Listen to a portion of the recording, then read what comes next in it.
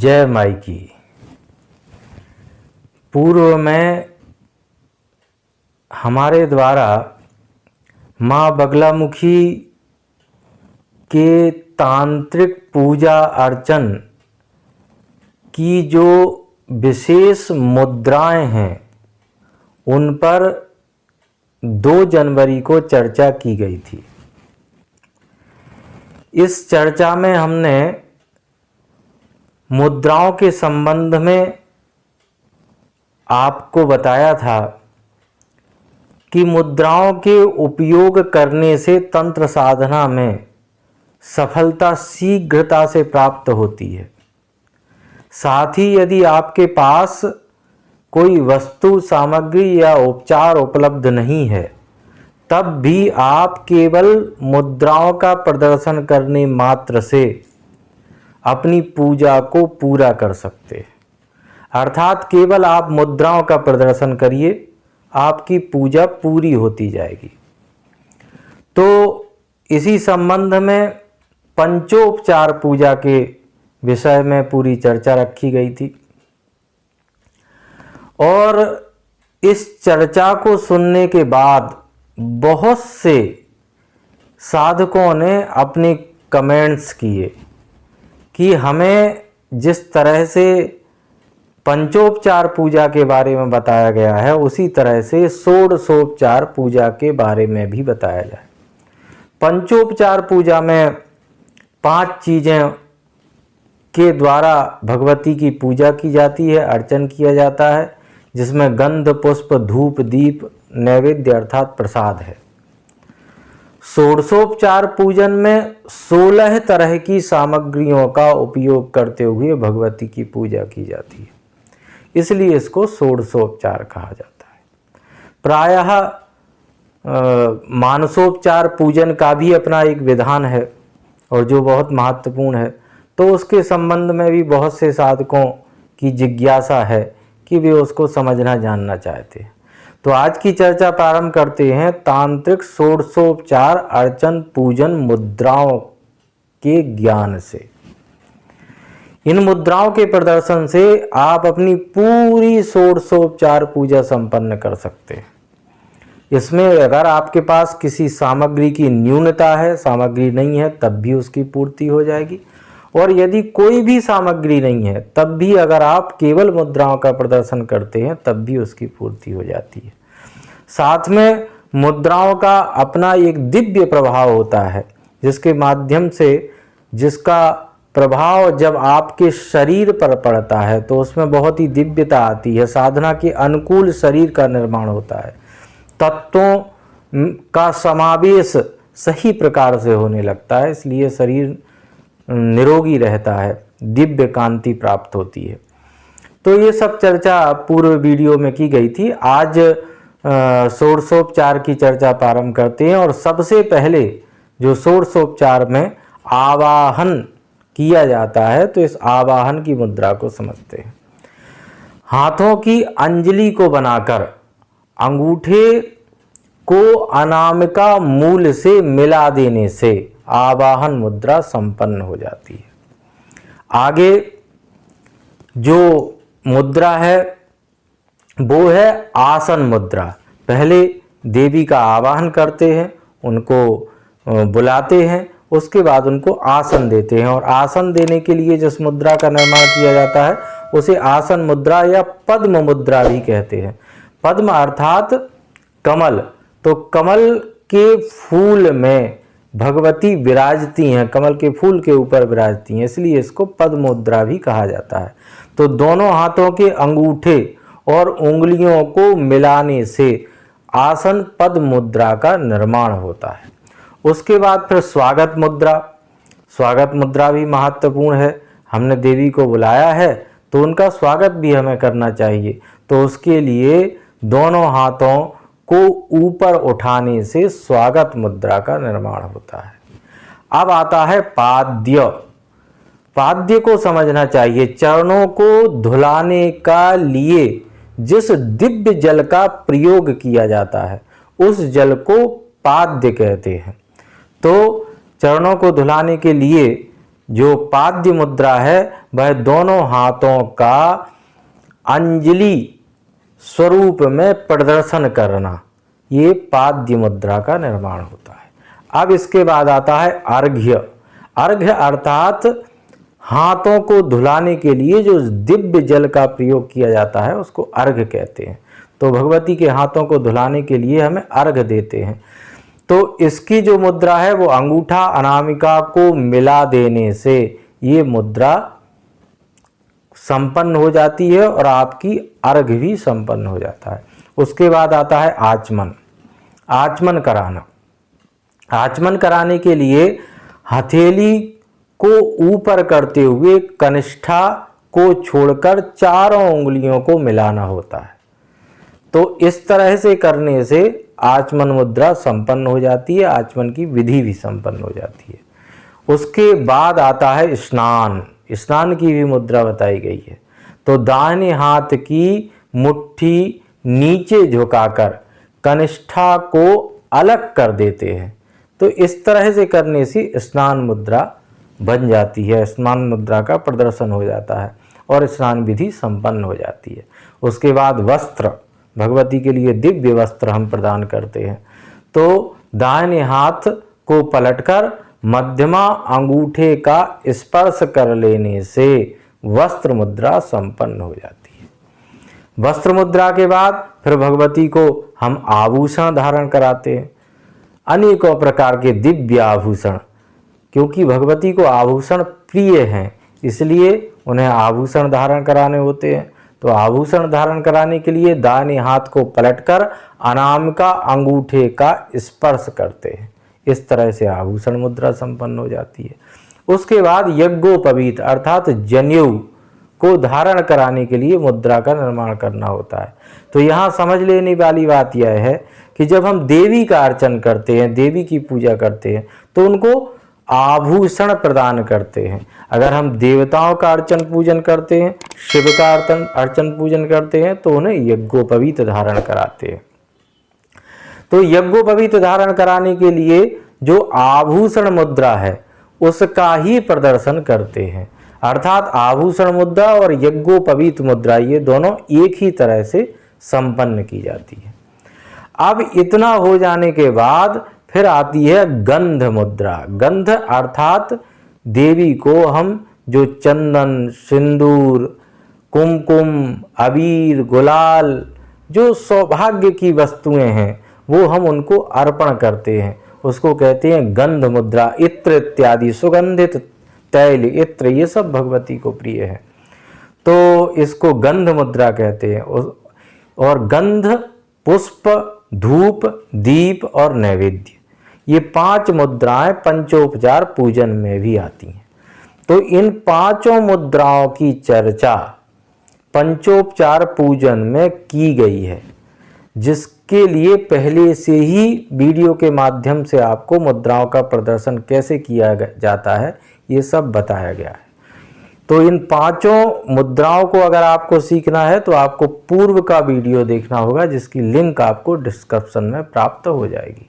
तो आप ये देखें, उससे गंध मुद्रा का निर्माण करें, पुष्प मुद्रा का निर्माण करें, धूप मुद्रा का निर्माण करें, दीप मुद्रा का निर्माण करें और नैवेद्य अर्थात प्रसाद की जो मुद्राएं हैं, प्रसाद की बड़ी ही दिव्य मुद्राएं हैं, तो उन सभी को उसमें बताया गया है, समझाया गया है। तो ये 5 मुद्राओं का निर्माण आपको उसी तरह से करना चाहिए। अंत में इस तरह से ये पूरी 15 मुद्राएं संपन्न हो जाती हैं और अंत में जो मुद्रा है वो है संहार मुद्रा। विसर्जन के लिए इसका उपयोग किया जाता है। जब भगवती को हम अपने हृदय कमल से ऊर्जा के रूप में ग्रहण करते हुए, ये सभी कुछ हमने पूर्व में इसमें चर्चा के माध्यम से बताया है, ऊर्जा के रूप में भगवती को ग्रहण करते हुए यंत्र के ऊपर प्रतिमा में स्थान देते हैं, तो उसके बाद फिर से उस ऊर्जा स्वरूप भगवती को अपने हृदय में स्थान दिया जाता है संहार मुद्रा के माध्यम से। तो ये संहार मुद्रा बड़ी ही दिव्य मुद्रा है, तो इसका प्रदर्शन करना चाहिए। पुष्प को भगवती के चरणों से उठा करके और फिर उसको मस्तक पर स्पर्श करते हुए, आँखों पर स्पर्श करते हुए और नासिका रंध्रों से सुगंध के रूप में, ऊर्जा के रूप में भगवती को ग्रहण किया जाता है और इससे संहार मुद्रा का इसमें उपयोग किया जाता है। तो इस तरह से ये पूरी 16 मुद्राएं संपन्न कर लेने से तांत्रिक भगवती पीताम्बरा बगलामुखी का अर्चन संपन्न हो सकता है। कितनी सरलता है तंत्र मार्ग में कि अगर किसी साधक के पास कुछ भी उपलब्ध नहीं है तो वो केवल अपने हाथों के माध्यम से, अपनी उंगलियों के माध्यम से भगवती की दिव्य पूजा संपन्न कर सकता है। कहीं ऐसी परिस्थिति है जहां हमारे पास कुछ भी नहीं है तो भी हम भगवती का षोडशोपचार पूजन कर सकते हैं। कितना सहज मार्ग है तंत्र मार्ग।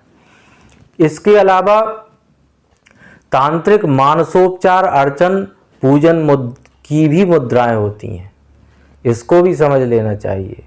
जब हम भगवती की पूजा करते हैं, अर्चन करते हैं तो कुछ सामग्री विशेष भगवती को अर्पण करते हैं, परंतु जो भावना है वो भावना उस सामग्री के अर्पण से साधक की संतुष्टि ही नहीं होती। उसे लगता है कि और भी कुछ मैं भगवती को अर्पण करूं, सब कुछ अर्पण कर दूं, जो भी कुछ है मेरे पास वो सब उसे अर्पण कर दूं। और फिर मेरे पास ही क्यों, इस प्रकृति में जो भी कुछ है, जो दृश्य अदृश्य जो भी कुछ भगवती का ही स्वरूप है, भगवती के द्वारा ही निर्मित है, उस सब को ही क्यों ना भगवती के चरणों में अर्पण कर दूं। तो ये सब कुछ, बिल्कुल पूरा सब कुछ, जो भी दृश्य अदृश्य जो आपके चिंतन में है और जो आपके चिंतन से भी परे है, वो सब जब हम भगवती को अर्पण करने के लिए किसी विधि या अर्चन या पूजन करने की सोचते हैं तो उसको मानसोपचार पूजा कहते हैं। और इस मानसोपचार पूजन की भी 6 अपनी अपनी मुद्राएं हैं और 6 अपने अपने मंत्र हैं। इसके विषय में भी पूर्व में थोड़ी सी चर्चा रखी गई है, आज इसको भी विस्तार से समझते हैं। तो इसमें जो 6 मुद्राएं हैं और 6 मंत्र हैं, उसमें सबसे पहले जो कहा गया है कि गंध को भगवती को अर्पण करना है क्योंकि वह उन्हें प्रिय है। तो इसमें जो मंत्र आता है वो आता है लम पृथिव्यात्मकम गंधम समर्पयामि।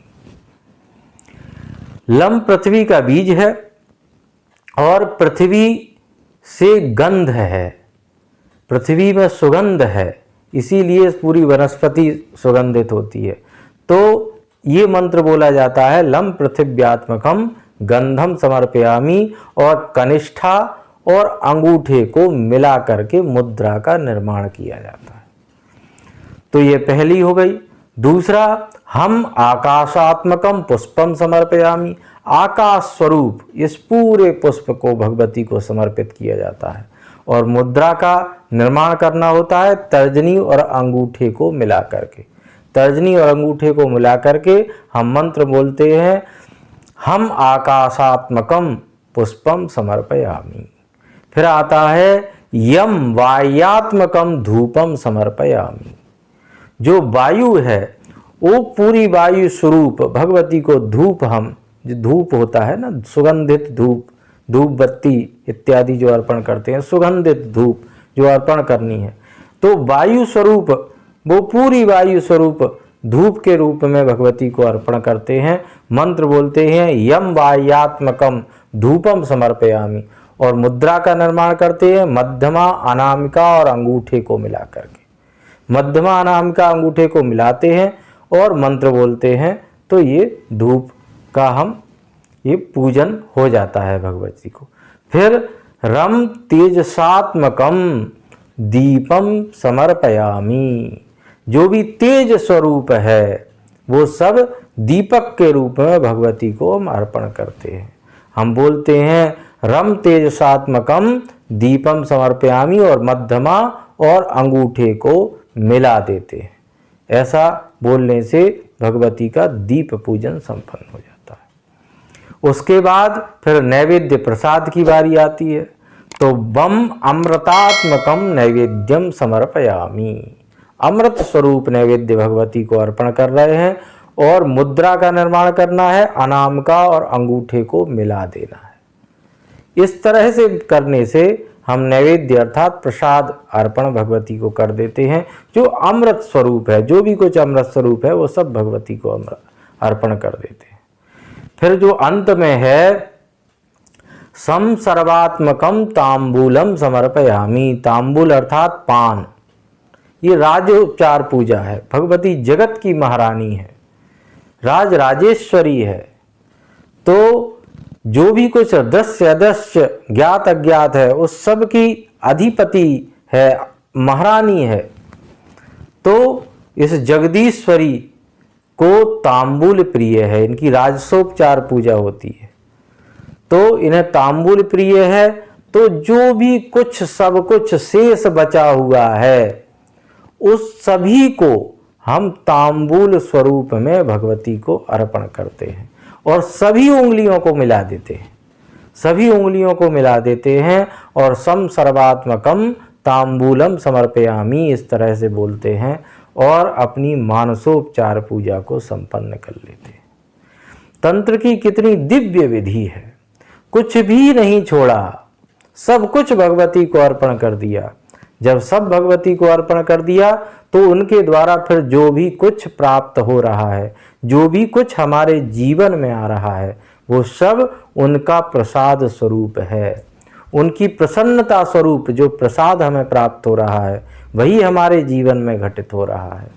जब इस तरह का हम चिंतन करते हैं तो जीवन दिव्य बनता है, दयनीयता समाप्त हो जाती है, व्यक्ति के अंदर से निर्बलता का अंत हो जाता है, सशक्त हो जाता है साधक, क्योंकि वह भगवती के स्वरूप को प्राप्त हो जाता है, भगवती के स्वरूप को पहचानने लगता है, आत्मसात कर लेता है।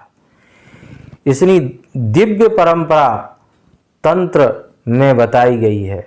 ये मार्ग थोड़ा सा गूढ़, थोड़ा सा क्लिष्ट, थोड़ा सा टिपिकल दिखाई देता है, लेकिन ऐसा है नहीं, बिल्कुल सहजता की ओर ले जाने वाला मार्ग है। धन्य है उन ऋषियों को, उन तपस्वियों को, उन गुरुजनों को जिनके द्वारा हमें ये मार्ग प्राप्त हुआ है। तो आज उन सभी गुरु परंपरा के सद्गुरुओं को के श्री चरणों में अपना नमन करते हुए आज के इस पूरे कथन को विराम देते हैं और आशा करते हैं भगवती आपका कल्याण करे। जय माई।